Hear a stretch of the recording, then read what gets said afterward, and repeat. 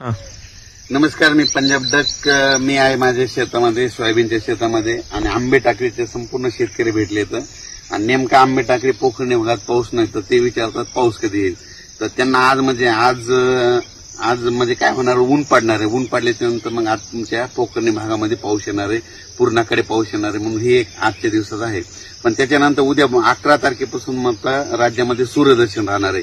11, 12, 13 3 दिवस सूर्यदर्शन होणार आहे. त्याच्यानंतर गरमी वाढणार आहे. मग त्याच्यानंतर काय होणार आहे, 14 आणि 15 तारखेला मग मराठवाड्यामध्ये भाग बदलत पाऊस पडणार आहे. त्याच्यामध्ये परभणी जिल्ह्यात आहे, नांदेड जिल्ह्यात आहे, लातूर जिल्ह्यात आहे, धाराशिवकडे, जालना जिल्हा, हिंगोली जिल्हा, नांदेड जिल्हा, ह्या पट्ट्यामध्ये मात्र 14-15ला भाग बदलत मात्र जोराचा मोठ्या थेंबाचा पाऊस येणार आहे. त्याच्यानंतर पुन्हा काय होणार आहे, 17 तारखेपासून पुन्हा 4 दिवस ऊन पडणार आहे. 17, 18, 19. त्याच्यानंतर काय होणार, 20-21च्या नंतर परत एकदा वातावरण तयार होणार आहे.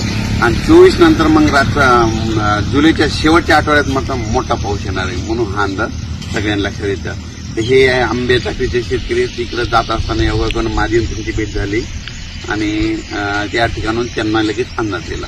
धन्यवाद.